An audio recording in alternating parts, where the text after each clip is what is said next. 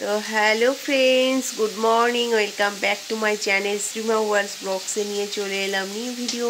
আশা করি তোমরা সবাই ভালো আছো, আমরাও ভালো আছি। তো এখন প্রায় 12টা বাজতে যায়। হ্যাঁ 12টা বেজে গেছে। উঠেছি সেই 9:30। তখন থেকে এধার ওধার করতে করতে এই এলাম সবে রান্নাঘরে।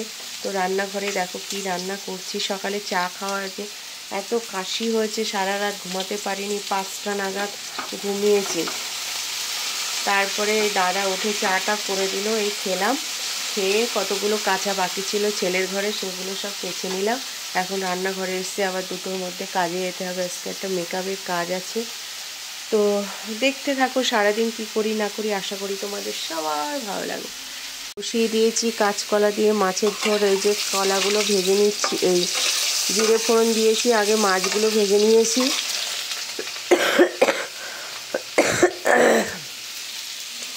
এবার কড়াইতে দিয়ে দিলাম সেই আলুগুলো লাল লাল করে ভেজে নিচ্ছি।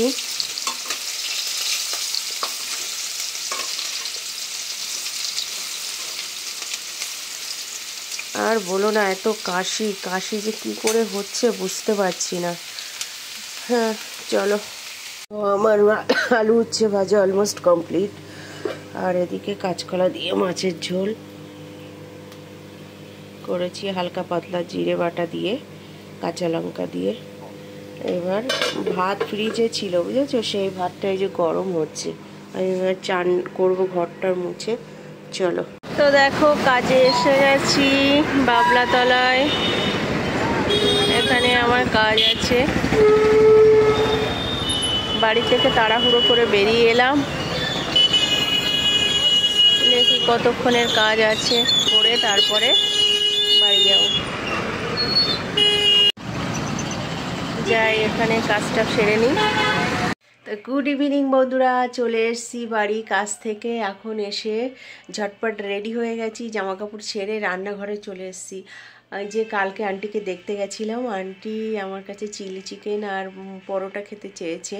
তো আমি তার জন্য প্রিপারেশান করছি, ওনাকে সকাল সকাল দিয়ে আসতে হবে।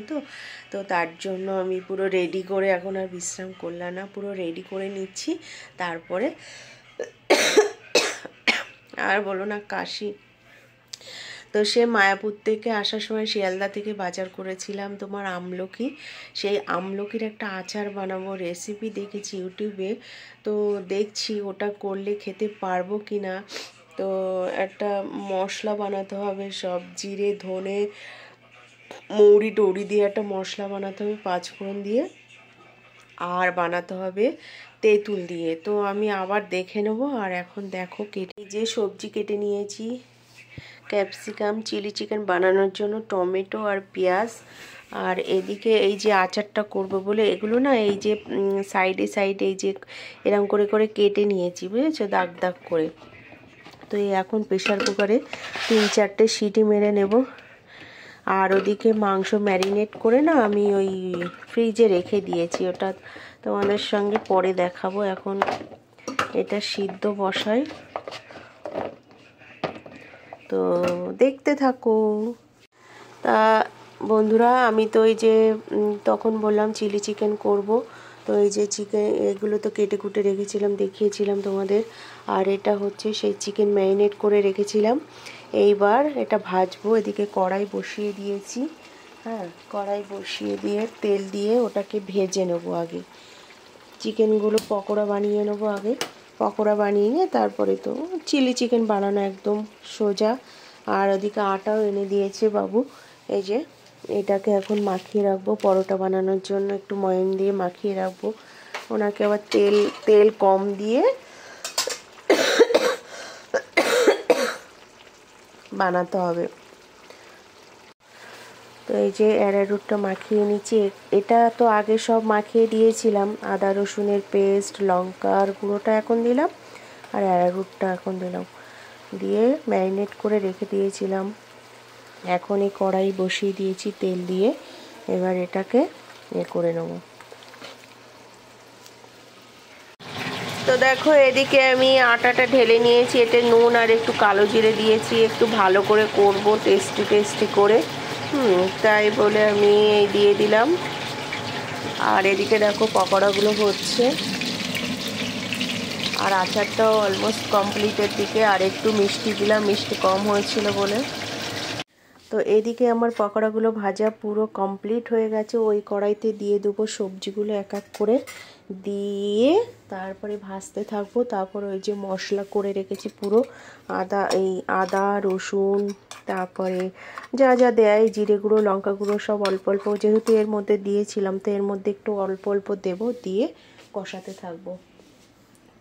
তো দেখো এক এক করে আমি কষিয়ে এই যে একটু দিলাম, কি বলে ওই কালো, কি বলে ওটাকে, সয়া সস দিলাম, আর টমেটো সস দিলাম। চিলি সস নেই তো ওই সয়া সস, আর দুটো চিলি কেটে দিয়েছি। এবার এই জলটা গুলে রেখেছি, অ্যারারুটের জল, আর এই যে আদার মশলা করা জলটা, এটা দিয়ে দেবো।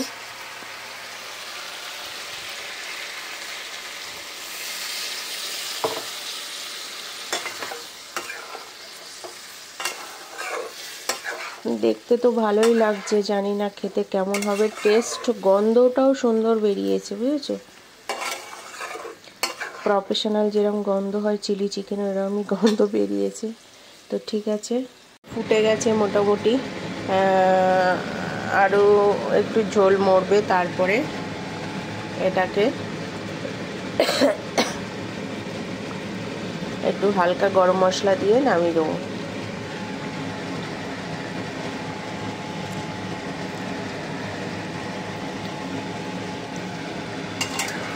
একটা ক্যাপসিকামের দামই 20 টাকা নিল। কি খাবো বলো? আগে আমি কতটা করে ক্যাপসিকাম দিতাম, এখন আর দিতে পারি না। একটাই ক্যাপসিকাম 20 টাকা নিয়েছে।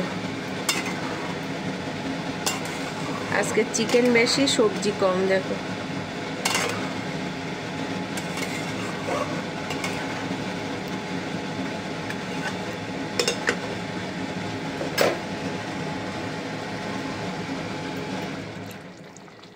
তো দেখো, এবার আমি পরোটা করবে বলে এদিকে বসিয়ে দিয়েছি। এটা তাওয়াটা বসিয়ে দিয়েছি।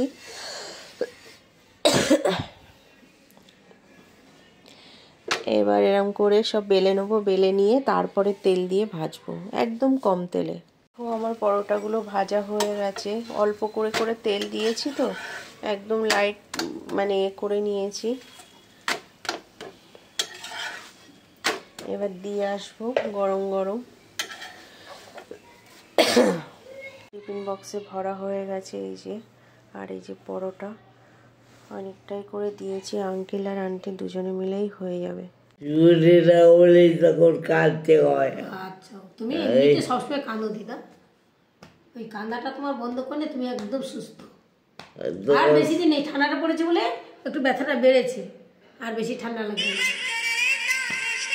ওই যে এসে গেছে। তা আন্টিকে তো খাবার দিয়ে এলাম, এসে একটু ফোন টোন নিয়ে ঘাটাঘাটি করছিলাম। এখন দাদা এসে গেছে, তো পরোটাগুলো বানিয়ে নিই। সব পরোটা তখন বানাইনি, তাড়াহুড়ো করে চলে গেছিলাম তো। তো এখন বানাবো পরোটা আর খাবো। আজকে চা কফি কিচ্ছু খাওয়া হয়নি, তাড়াহুড়োতে, জানো না, এইসব ঝামেলা জুটের কাজ না, একটু লেটে হয় না। আর আমি কি করি, এই রান্নার মাঝখানে ভিডিও করি, যার জন্য মানে হয় প্রবলেম। আজকে বিয়ে বাড়িতে বেশ সুন্দর সাজিয়েছি, খুব ভালো বলেছে ওরাও। ভালো বললে ভালো লাগে, তাই কিনা বলো? কষ্ট করে যদি করি, তারপরে যদি ভালো না বলে ভালো লাগে বলো? ভগবানকে সবসময় বলি যে আমার কাজ যেন ভালো হয়, ভালো হয়, ভালো হয়। তো চলো পরোটাগুলো ফটাফট বানিয়ে নিই, দাদাকে খেতে দিই। কাশির জন্য ওষুধ নিয়ে এসছে, অ্যান্টিবায়োটিক দিয়েছে। এখন তো অ্যান্টিবায়োটিক ছাড়া ওষুধ নেই, 3টে ওষুধ। আর এই যে কাপ সিরাপ নিয়ে এসছে, এটা খেতে হবে, জল খাওয়া যাবে না। তো এখন আমি অ্যান্টিবায়োটিকটা খেয়ে নিয়েছি গ্যাসের ট্যাবলেট দিয়ে, তারপরে ডিনার করে তারপরে কাশির সিরাপটা খাও। চলো পরোটা বানাই। এই যে দাদাকে খেতে দেবো বলে রেডি করেছি, এই যে চিলি চিকেন, আর এই যে একটু আচার দিয়েছি, আর এদিকে পরোটা করেছি। তারপরে এখনও বাকি আছে, আমার আর ছেলেরটা করব, তো করে নিই, তারপরে আসছে। দাদা খেয়ে দেখি কি বলে।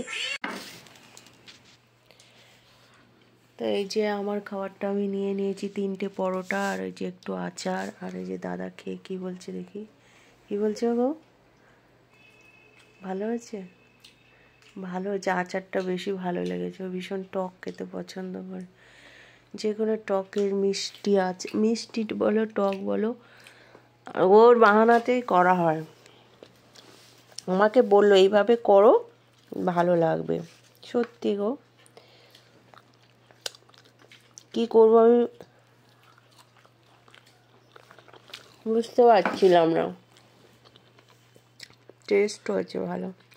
তো ঠিক আছে, এই ছিল আমার ছোট্ট একটু ভিডিও। আশা করি সবার ভালো লেগেছে। যদি ভালো লাগে please like comment share. Tata.